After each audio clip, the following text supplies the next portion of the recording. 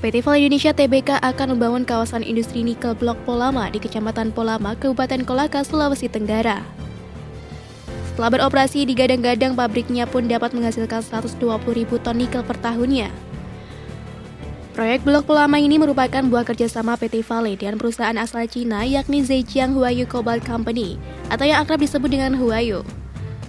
Blok seluas lebih dari 20.000 hektar ini nantinya terbagi atas 3 bagian, yakni area tambang, smelter atau pabrik pengolahan nikel, dan juga port atau pelabuhan. Menteri Koordinator Bidang Kemaritiman dan Investasi Luhut Binsar Panjaitan pun meresmikan pembangunan smelter nikel di Blok Polama, Kabupaten Kolaka, Sulawesi Tenggara pada Minggu 27 November. Acara seremonial groundbreaking Blok Polama ini dilaksanakan di kawasan yang nantinya akan dijadikan area pertambangan. Dalam sambutannya, Menteri Koordinator Bidang Kemaritiman dan Investasi Luhut Binsar Panjaitan mengatakan bahwa pabrik high pressure acid leasing ini akan menjadi yang terbesar produksinya di dunia. Kawasan industri nikel Blok Polama yang merupakan kerjasama PT Vale Indonesia Tbk dengan perusahaan Cina Zhejiang Huayu Cobalt Company, setelah beroperasi pabriknya diperkirakan bisa menghasilkan 120.000 ton nikel per tahun. Dan nantinya dalam persiapan membangun Blok Polama ini, PT Vale Indonesia Tbk akan menyerap sebanyak 12.000 tenaga kerja dari pabrik dan juga tambang. Luhut pun juga mengapresiasi dan mendukung penuh kerjasama yang dilakukan antara Vale dan Huayu.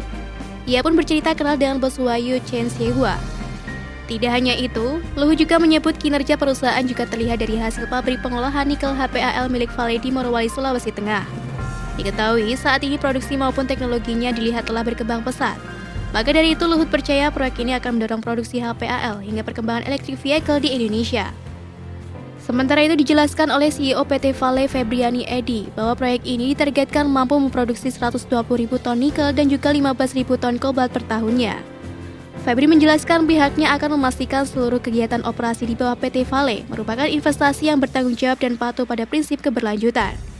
PT Vale menggunakan teknologi HPAL yang disediakan oleh Huayu, yang nantinya secara bertahap akan ada beberapa pengalih-dayaan kepada tenaga kerja RI.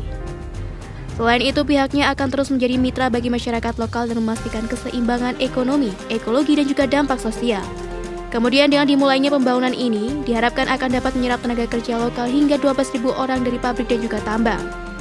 Pengolahan nikel dilakukan dengan teknologi High Pressure Acid Leasing atau HPAL. Produk MHP sendiri diketahui bisa digunakan sebagai salah satu komponen baterai yang bisa digunakan untuk kendaraan listrik.